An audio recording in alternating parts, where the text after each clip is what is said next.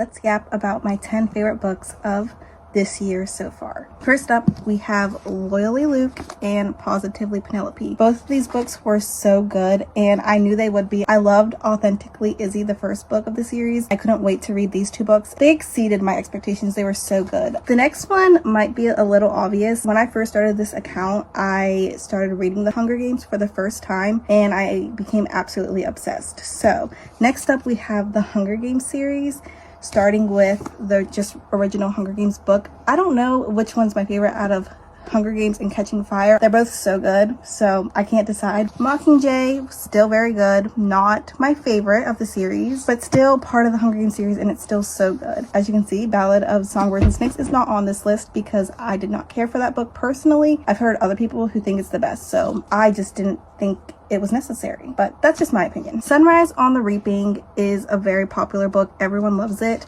and I don't think I'm an exception. I did love this book, but I just don't think it was the best in the series, and I don't think it lived up to the hype of the first two books, but I did enjoy it a lot. For the Hunger Games series, I definitely say read the original trilogy and then Ballad of Songbirds and Snakes and then this book, but do whatever you want. Next up, we have our first standalone book, Better Than the Movies. This is a YA romance. I loved this book so much, and Wes has my heart. This book is just so good, and I think if you're looking for a cozy romance, which I like to go through every so often, especially when I'm in a reading slump, then this is a really good one. It doesn't have any spice in it, but it does have some language in it. Next up, we have the Powerless series. I loved Powerless. It is so cozy. If you're just looking for a read that doesn't take a lot of thought, I think this book is so good for that. And then I also loved Powerful. It was just as good. It's heartbreaking though. If you read Powerless, then you already know what's going to happen in Powerful, but it is just so much more heartbreaking to watch it happen. Both of these books are really good. I so far have also read Reckless.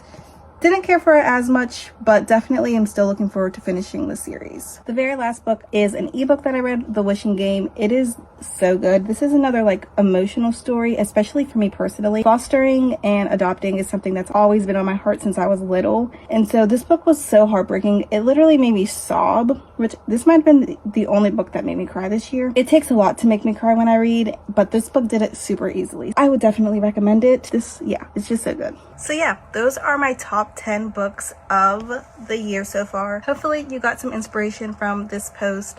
I feel like most people have heard of these series or read these series. They're pretty popular books, but just in case you haven't, these are some great book recommendations. These are books that I do not think are overly hyped, but are appropriately hyped. Let me know what your favorite book of 2025 is so far.